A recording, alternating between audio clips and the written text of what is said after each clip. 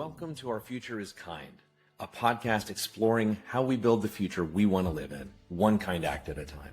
I'm your host, Nicole J, Neece, president of Our Future is Kind, and your trusted companion as we search out kindness strategies we can use in our everyday lives.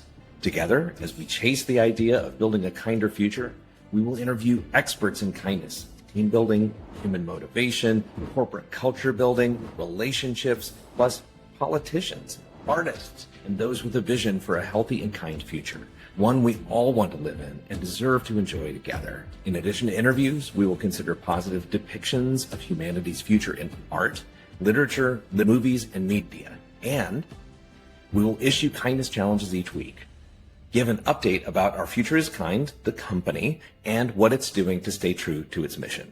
So, let's dive in. Today's guest is Nicole J. Phillips. She is the author of Workplace Positivity. She has been a podcast host of The Kindness Podcast. How cool is that? She's a keynote speaker. She's been featured by NBC, Oprah, and Hallmark.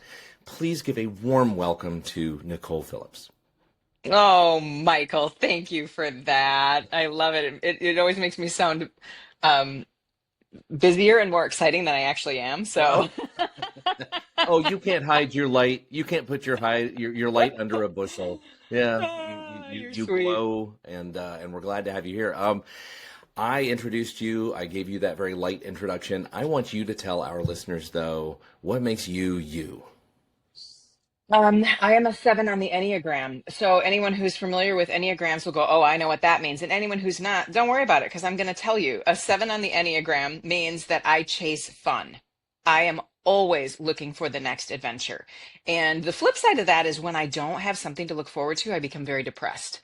And I just feel like I'm never going to have something to look forward to and blah. So thoughts are a really big component of how I live my life, constantly that balance between being excited about the next thing, but also just enjoying this moment right now, right where I am. I am a mom of 3. And so I have a daughter who's 21 and goes to Duke on a full scholarship. Thank you very much. Because All right, thank that would be goodness for tricky. that. Yeah, I know exactly. And then I have a son who is 19 and he is in Fargo, North Dakota in college at NDSU and North Dakota State University. And then I have a youngest one who is 15 and he moved because he didn't have a choice with my husband and me to the Raleigh-Durham area. So we are brand new transplants here in North Carolina from South Dakota. And it is to our benefit to have you here. We're so excited to have you in Central North Carolina, where we have all different kinds of wonderful things to attend to. It's a hmm very foodie place. Hopefully have you gotten to any good restaurants yet, I hope? Yes, and I said to my husband, I think we should spend the rest of the time until, I don't know, the end of time, only eating at restaurants that have outdoor seating because we could never do that in South Dakota. That didn't exist. And I said, I think we could, there are so many great places to go and to eat that we would never get tired of them. So if we just start by narrowing it down to where can we eat outside, that might be a good starting point. Lots of great places in Carborough for that. So if you've not gone to the offshoot of Mm. Chapel Hill, Carborough is a very foodie place. You might want to check that out next. I will. Thank you. Oh yeah. That's your next podcast, Michael. There you go. There you go. Yeah, it's a lovely area. I've been, here for a very long time. I grew up in the area, and so I'm really Mhm. glad that you're, nearby. So now I can show you and your family a couple of the great treats here in the center of the state. Um, Thank you. yeah. So tell me, what attracted you to move down to North Carolina, and what are you doing these days? Because I just told everybody that you have been a podcaster, you're an author, you're a keynote speaker, you do all these really fascinating things, but like, what do you do these days, and why in North Carolina?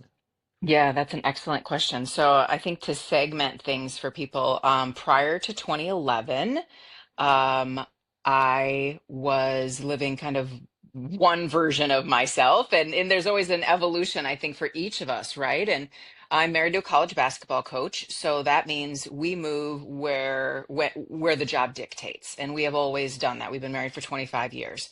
And so 2011, prior to that, I was really not living my best life and was depressed, self-medicating, on the edge of what anyone would call an alcoholic. And in 2011, I had an experience of kindness that just really it kind of lit something up inside of me. And I thought, well, this is cool. I kind of want to chase that feeling. And I am a writer. I was a television anchor at the time and had just kind of decided to retire from that and work more on writing. And so I was given an opportunity to write a newspaper column for a newspaper in Fargo, North Dakota. And the column that I ended up writing was called Kindness is Contagious. And people would send in their stories of kindness and things they had done and how it made them feel, and times when kindness showed up just when they needed it. And I ended up writing that weekly column for 10 years. So from 2011 till 2021, I was writing that. And that turned into a couple of books. And you know what's funny is when you write books and you put things out there, people assume you're an expert at it, which I'm like, oh dear goodness, like don't ever call me an expert at kindness because we are down the wrong rabbit hole with that one. Like I'm just trying to figure it out, right? I'm just enjoying what I'm doing. And I'm doing it for me because within a year of really being intentional about seeing the kindness around me, I had quit drinking, I quit smoking, I lost 30 pounds, I re-fell in love with my husband, who it turns out is a really great guy. Um, the whole, my whole household changed when I changed. And so then, in that time, 2014, we moved to Ohio for the job, for my husband's job as a basketball coach. I continued to write, I continued to speak, I continued to build my own Kindness is Contagious business. And then 2019, we end up moving from Ohio to South Dakota, and I'm continuing to do that. 2020 comes, and we have COVID. Right. And I released my first traditionally published book. The other books I had self-published. And so I've got this great break. I finally get a publisher to publish my book. We're going to do this great tour. 2020 comes and they're like, and we're out. Like, like the book was published. Nothing happened with it. I went, I got to go to a couple of things. And the Hallmark Channel was lovely to me. There was a show called The Home and Family Show. So I got to go out there several times, even during COVID. And yeah, they were lovely. So 2021 comes along and I'm doing a podcast, the Kindness Podcast, which was my podcast at the time. And I have somebody say to me, congratulations. And I said, on what? And they said, on Oprah Magazine. I'm like, what about Oprah Magazine? And they said, Oprah Magazine just named your podcast one of the top happiness podcasts. Like it was listed in the magazine. And I was like, oh, huh. Well, that's cool. Michael, I didn't care. Wow. Wow. And there's something wrong when something that you have done for 10 years, 14 years, how many ever years it was at that point. My math's not good. There's something wrong when what should light you up and get you excited and motivate you and keep you going leaves you flat. So what left you flat? I think at the time it was that all of my speaking had gone online. I had started to do everything on Zoom. Yeah. I missed not being in a room with people. I missed not collaborating in person with people. I just missed it. Yeah. The ideas weren't flowing anymore. I was regurgitating old ideas. And so I thought, well, I have got to do something different. And so I decided randomly to go to seminary. I was like, well, I don't know. I'll go get a theological degree. That sounds fun. Think about bigger things other than this world, right? Yeah. And so I did that in 2022, and I will finish my master's degree the end of 2025. And so But what happened, I told you we moved for my husband's job, right? What happened is after 6 years of being in South Dakota, his contract wasn't renewed. And so in January of 2025, we found ourselves knowing that at the end of the basketball season, end of February, we were going to be without jobs. And so I was working as a hospital chaplain part-time while I finished some studies. And but it for the first time in our lives, we were going to be able to dictate for ourselves where we went because the job wasn't going to dictate. And so we were kind of thinking, I don't know, what should we do? And then my husband hit a tree, ran into a tree, 60 miles an hour. And I fly down there. And within the 24 hours it took me to fly to Florida, where my husband was in the neurotrauma unit, he probably called me, I don't know, every 30 minutes. And he would tell me again he was in a car accident. Oh, wow. Wow. He didn't remember that he had called to tell me. So I had no idea what I was walking into. And I got there, and within 2 days, he was out of the hospital. He had some broken ribs, things like that, right? No concussion, nothing. He was fine, Wow. right? It's a miracle. It's just a miracle. Whatever, however you want to explain that in your own spiritual sense, to me, that was a miracle. And so we go on this roller coaster ride up and down for these months of job losses and accidents and battles with health insurance, all the things. And where we landed was we get to choose the life we're going to live. We get to choose the life we're going to create, and we get to choose how we frame that life.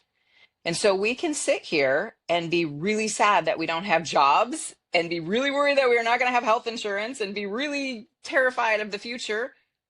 Or we can go and rent a townhome in Raleigh, North Carolina, and go to the pool every day until we find jobs. And we can just have a lot of fun exploring a new place in the world. And so that's what we did, Michael. And yeah, I'm looking for a job. I'm one of those crazy people. You went business to independent, right? Right. Yeah. Corporate living I to being your own boss. Yeah. Yeah, and I am trying to go from being my own boss to working for a corporation because I do miss being. I want to be around people, right? I want to be in. I don't want to work remote. Yeah. So Your journey is just so full of twists and turns. It reminds me of Odysseus trying to get home, having to go through all of these changes in fortune, just back and forth and back and forth. Um, my heart. can I interrupt you? Absolutely. Because I want to say, so is yours, Michael, and so is every one of your listeners. Every Mhm. single person who reads your book, every single person who hears you speak has that story of full of twists and turns and ups and downs. So we've got to know how to frame it. We've got to know how to love others well through it. Right. Well, I think some of us get used to life being a certain way, and then we Mhm. get very startled when suddenly things are different from what we were used to. And correct me if I'm wrong, but I think there are a lot of times in your journey where you've had things to be very grateful for, but then there have been times when you've had to really look for those silver linings. Yeah, yeah, Yeah. yeah. And that has formed my mantras in life, the way that I look at life. And it has formed the idea that I have to keep my mind on a leash. So you have a dog, right? Oh, yes. Yep. Yeah. Yeah. We have a dog. And we used to be able to open the back door in South Dakota and she could run for till next Tuesday Right. and we could watch her and then she could run back, and it would be no problem. We're living around many people now and she has to be on a leash at all times. And I have one of those leashes that will allow it to go further, but then you can click it and make it stop. You know what I'm saying? Right. Yeah. Yeah. Yeah.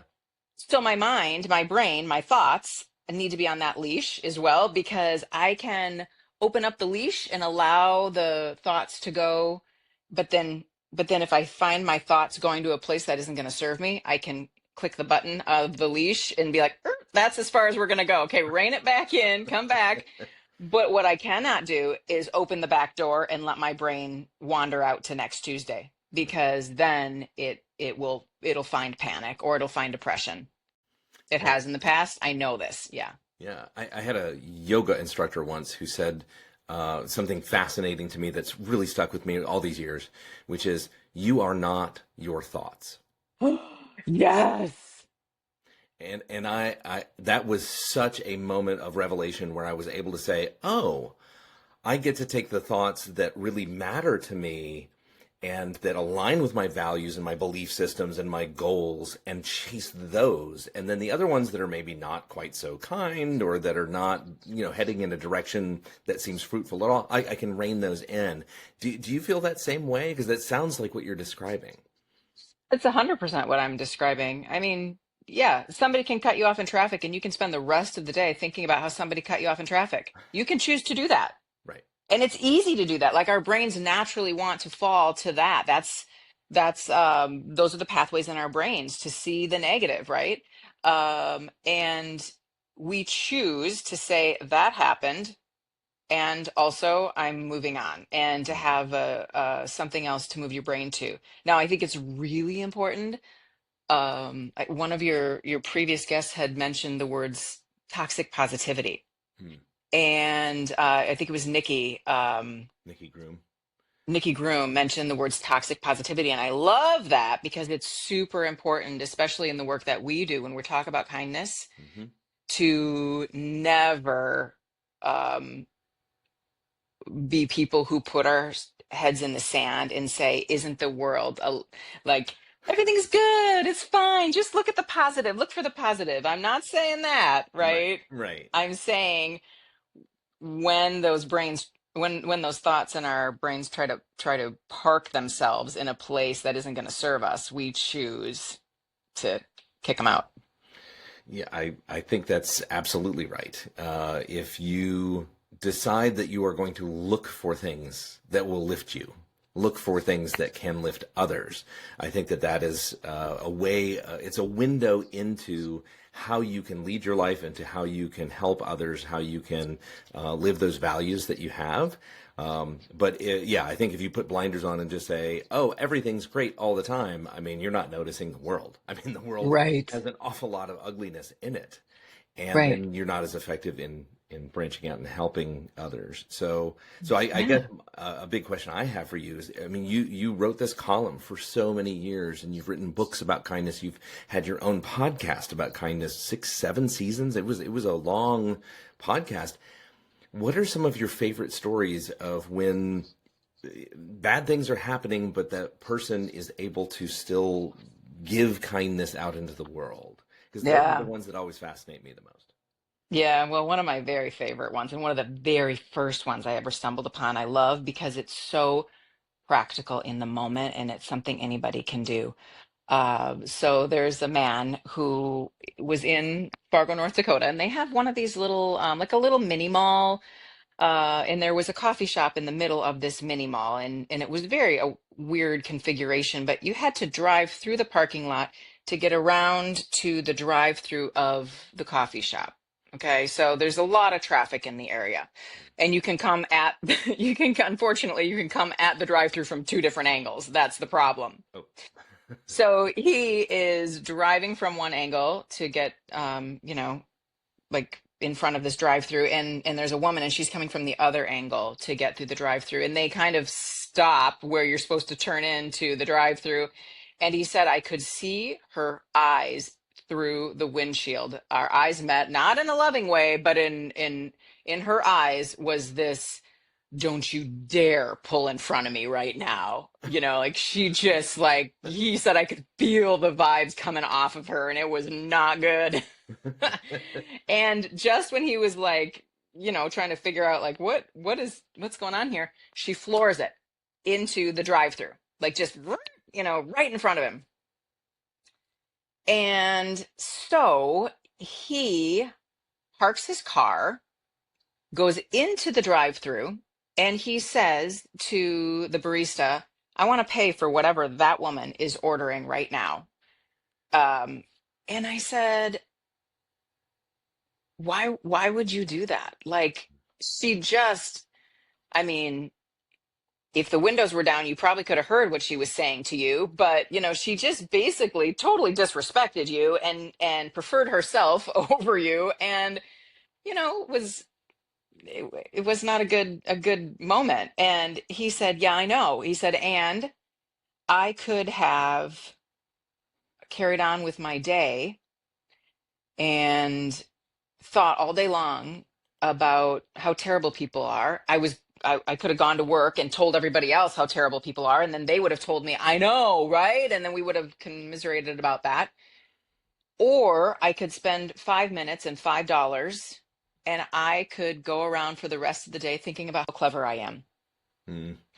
A- Yeah. And he said, because the truth is, he said, I wasn't going into the drive-through. I was leaving this mini mall, just going on my way to work. So there wasn't a need for a confrontation because I wasn't trying to go there anyway, but she thought there was a confrontation. Right. So it was just, he knew for him that he was going to be able to reframe this. And I loved that.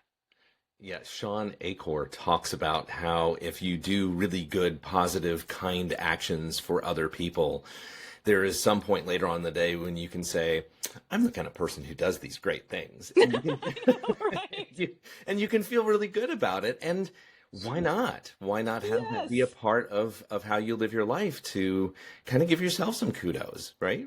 Yes, yes, because come on. I mean, we're all going to have the thoughts about that person, well, thank goodness I'm not like that. And then we can giggle at ourselves for having, this great ego about our kindness. Right, right. Well, and Lord knows people do pull out in front of us on the highways, and Yes. yeah, trying to remember that, well, maybe they're on their way to a very important thing and it's scary for them and they're having a hard time and they're worried about their kid and all of the All the things. things, all the things. Yes, yes. So, in writing your books, in having your podcast, what are the kinds of messages that you try to get to your audiences? Because everybody here is taking rapid notes on what you're saying, and I want them to I hope learn at not. the I hope they're just driving and just listening. well, I want them to learn at the foot of a master here. So, what are Oh. maybe two or three suggestions that you have for people to think about kindness, to frame their lives in a certain way? Yeah, I guess I would say that kindness is not in my world, what I found effective, I should say, kindness is not a to-do list. Kindness is not, I have never found my own joy in uh, m- forcing myself to do something kind because I had it on the to-do list, right? Mm-hmm. It's not a budget, it's not a workout plan, it's not whatever. Like it's there's a duty and a delight, right? And we want this to be in the delight phase. Um, so that would be one thing. But I think that really the thing that I learned through the years of trying to figure out how to be kind and see life through a kindness lens, because it is a different lens through which to look at the world and through people, is that it all comes down again to thoughts. Mm-hmm. Right. And so one of the things that I even wrote on, I had little business cards, several years ago, and I wrote a little thing on them so people could put them on their computer or on their dashboard or wherever. But they said, think about what you're thinking about, Mm-hmm. because that to me is the key, is think about what you're thinking about. Set an alarm on your phone if you need to, every day at 2 p.m. that says, what am I thinking about right now?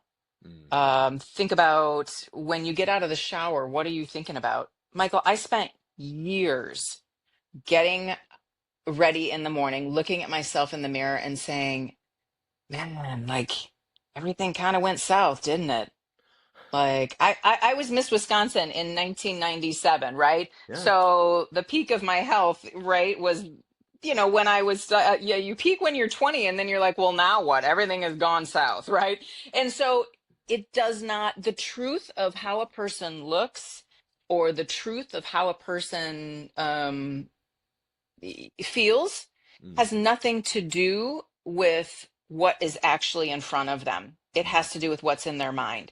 And so several years ago, I I was like, this is ridiculous. I would never, ever look at anyone else and say, boy, what have you done to yourself? Right. Right. Right. I would never dig that hole for someone else. Yeah. And yet I was digging it every day for myself because Wow. every day I would tell myself I wasn't enough. And so I got to the point, I'm like, well, that's stupid. So every day I made it a point when I would walk by the mirror to say, thank you for this strong, healthy, beautiful body. Thank you for the strong, healthy, beautiful body. And what happened with that is that the hole that I had been digging started to fill in. So eventually I'm on level ground. And when you're on level ground, it doesn't feel like you're crawling out of a hole. It feels like, you know what? I have a strong, healthy, beautiful body. So I should probably eat some fruit today because I'd like it to stay that way. I have a strong, healthy, beautiful body. So I'm going to go for a long walk today because I am strong and I can be strong. And so I ended up operating from a place where it wasn't like, well, this is a hopeless cause. I ended up doing it because I trained myself to believe I was already strong, healthy, and beautiful. It was maybe 3 years ago, I read an article that was chastising society writ large for ever trying to tell, especially young women, that at a certain age you peak and then you're done.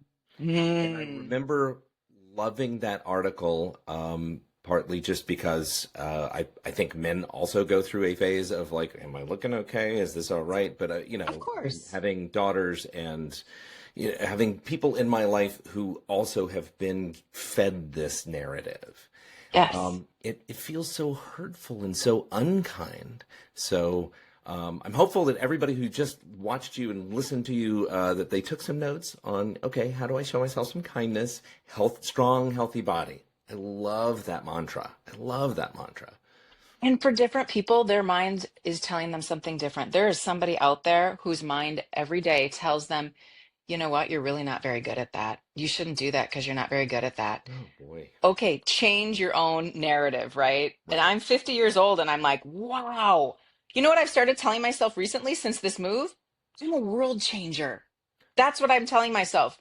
Yeah. I'm a world changer. It is going to happen, Yeah. right? Absolutely. Yeah. No, you're a person of light. I can tell you're a future builder, and I love that. That's why you're on this show. Thank you. Yeah. Yeah. Every day when I was going to my last corporate job, I would climb the 6 flights of stairs to my seventh floor where I had to work.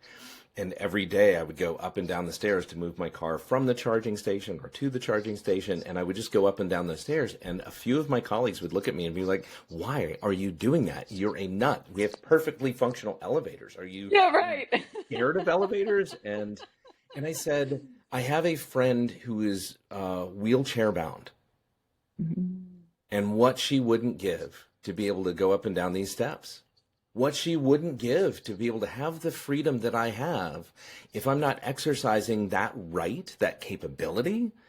Now suddenly I'm completely looking past some of the gifts that have been given to me.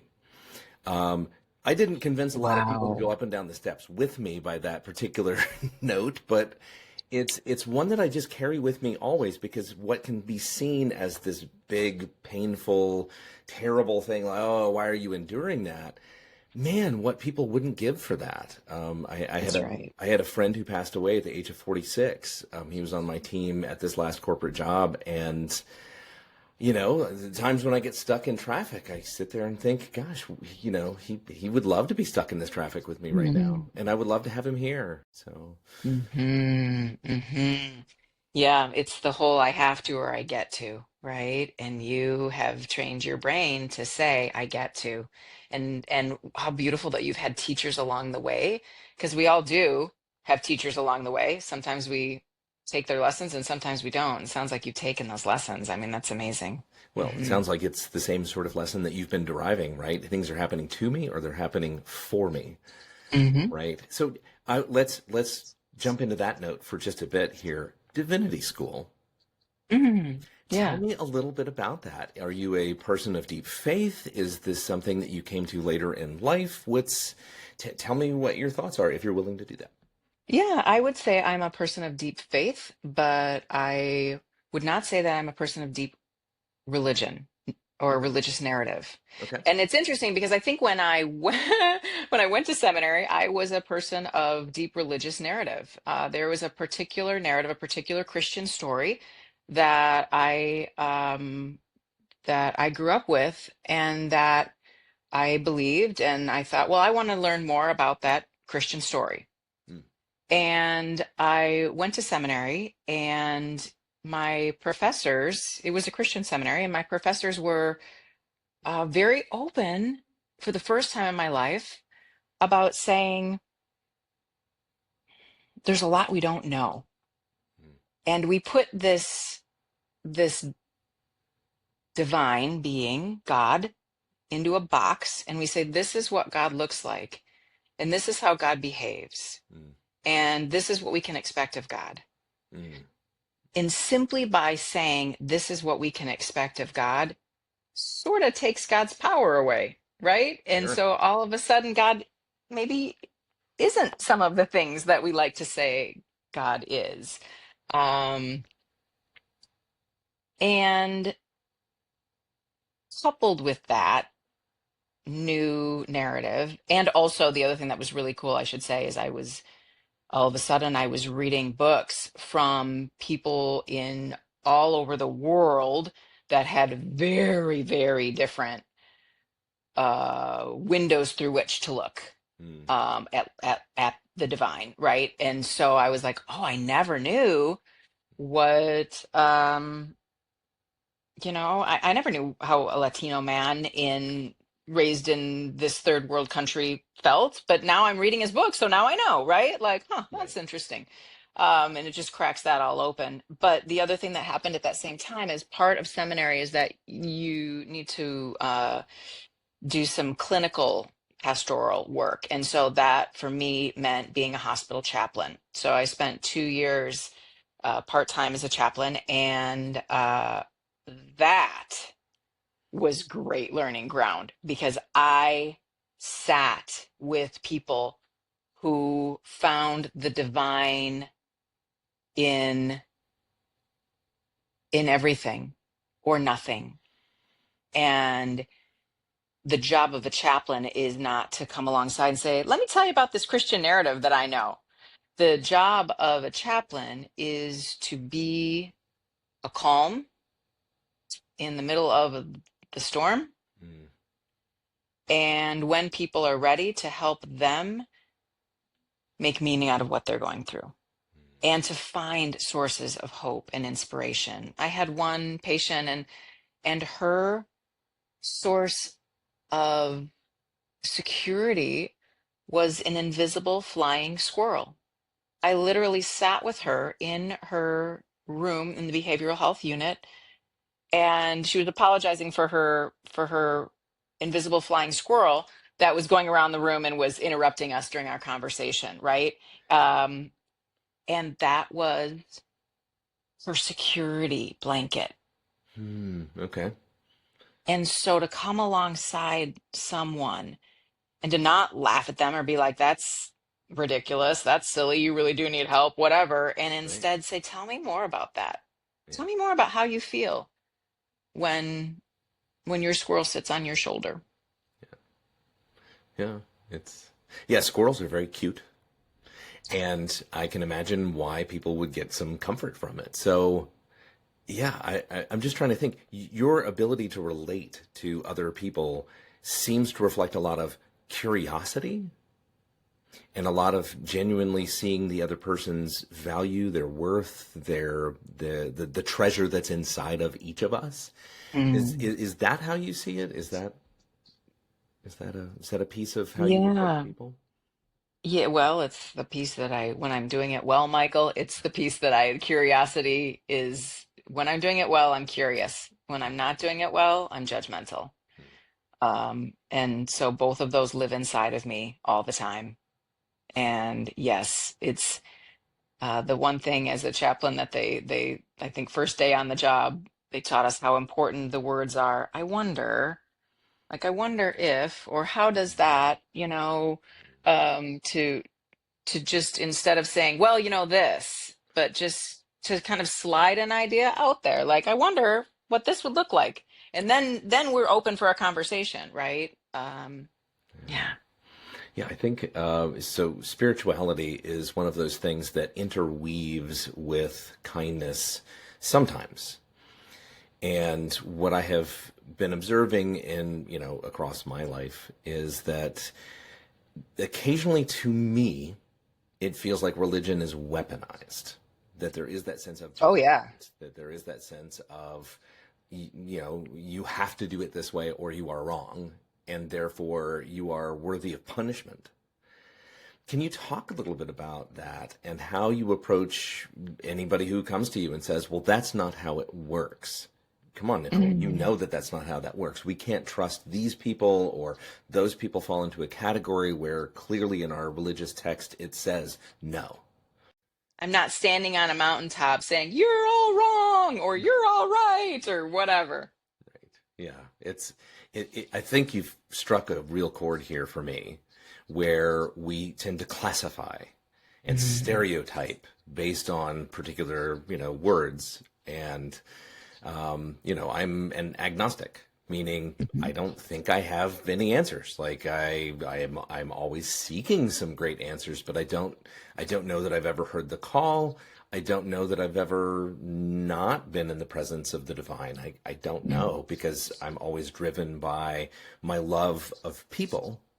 Mhm. And if people were created by the divine, then I'm seeing that treasure. So yeah, it's uh, everybody who's listening in, I would encourage you to think curiously. And where are those Yes. spaces where you are maybe stereotyping and making a guess? The group that you are angriest at most of the time, maybe that's the group you need to look at with some forgiveness and some curiosity. Yeah, well, and if somebody pins me down and says, "Well, what is religion to you? What is God to you?" I will always say God is love. Hmm. Period.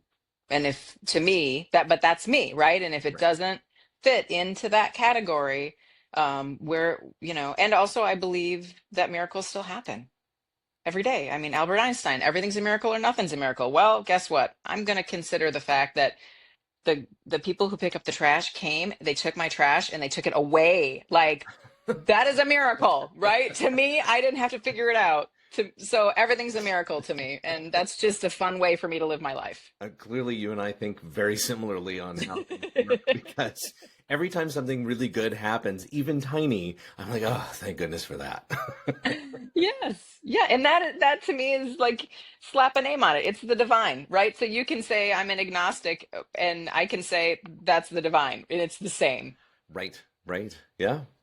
Well, I really want to take you down a pathway that I take all of my guests down now. So if you're willing, Is this the 2125 question? it is. It is. So, Nicole Phillips, you and I are hopping into a time machine together. It is now 100 years in the future. You're stepping out of the time machine.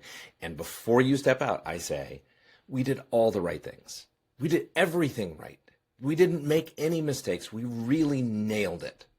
When you step outside of that spacecraft or that time craft and it is 2125, what are you looking for to confirm that we got it right? Well, the former journalist in me would do a person on the street interview. Okay. And any person that I went up to anywhere, I would be able to say, how are you doing? Are you are you in a state of well-being? Hmm. And anyone that I would talk to, I would know as I looked around that well-being of humanity, of each person, was the norm and not the exception. Hmm.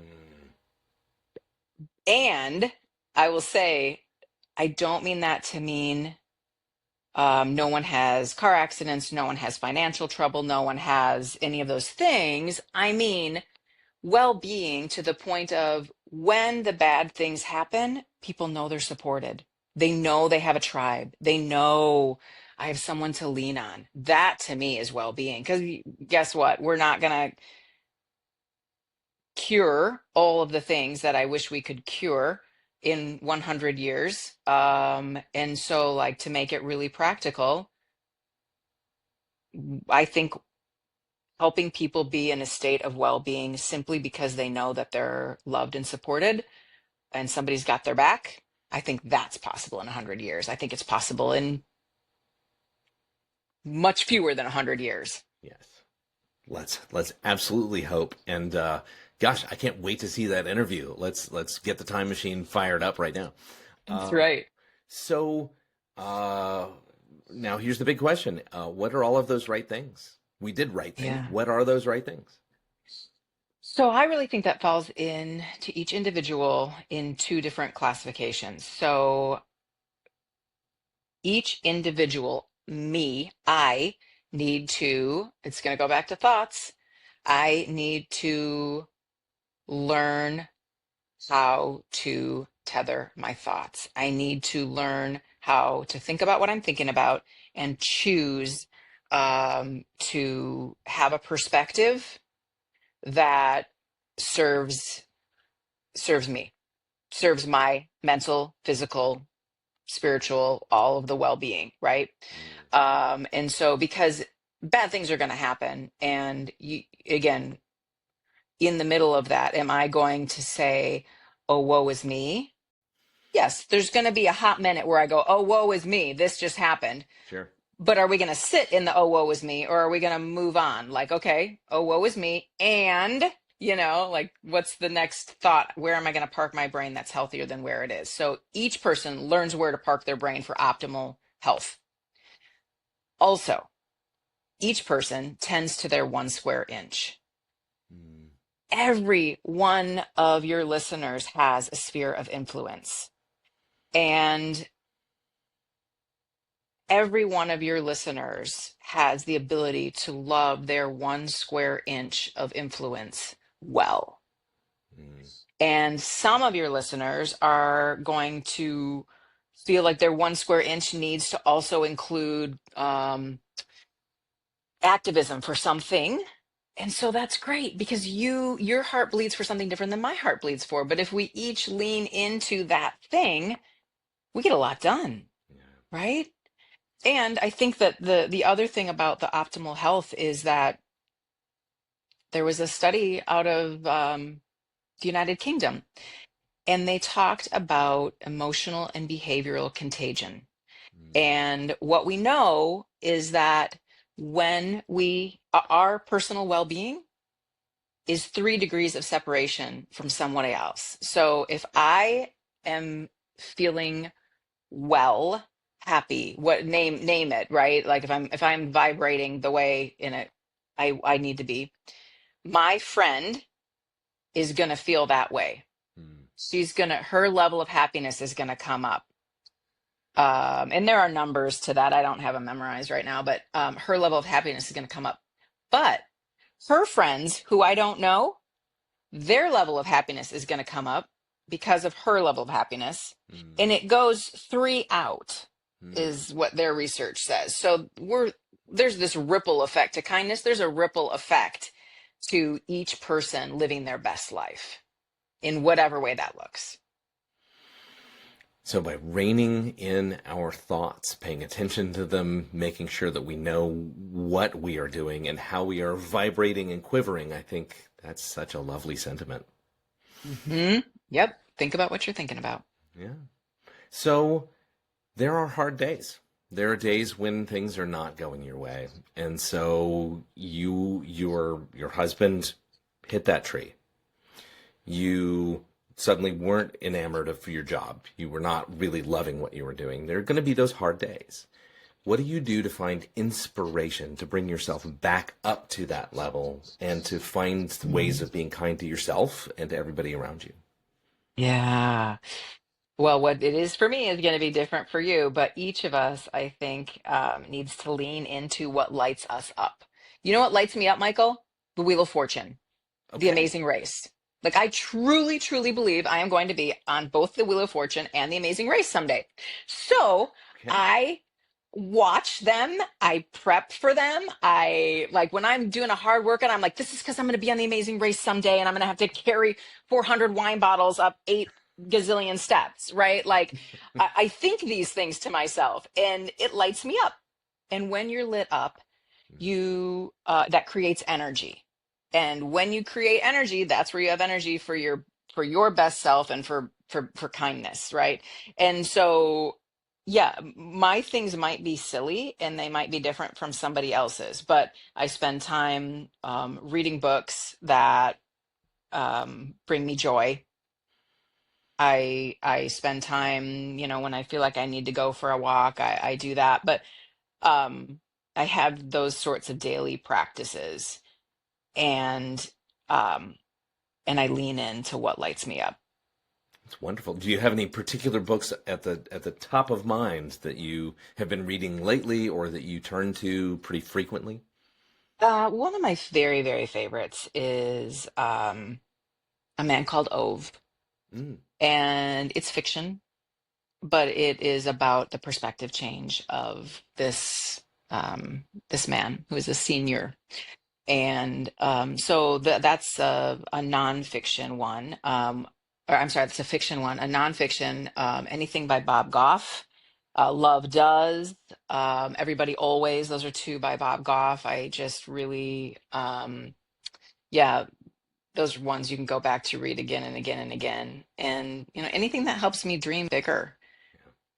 And that can be a podcast that makes me laugh on any particular day. It can be just a comedian that I happen to like on Instagram or something, or something I come across like that. Yeah. That's wonderful. I'm glad that you Hmm. find ways of being inspired because you inspire others just by your very presence. We've met, I think, in person only one time, and it was just such a joy. So thank you for what you bring into this world. Well, I appreciate that. And your listeners need to know that someone gave me Michael's name and said, "You're moving to Raleigh. This is somebody that you should connect with." And so I call Michael out of the blue and I basically say, "Hey, I can't even see straight right now because I have no place to live. But I have no job. So I'm totally free. So when can you meet me for coffee?" Right. And and he said yes. Michael said yes. You said yes. You will meet me for coffee. And I think we talked for like a couple hours. It was a very, very long time. I'm very sorry, but I'm not sorry because it was wonderful. So you live out each day, I think, what you are putting out there. And that's pretty special. Glad to be on that same journey with you. So, Yeah. all right. Nicole Phillips, thank you so much for being on the program. My honor. Thanks, Michael. Today's kindness challenge.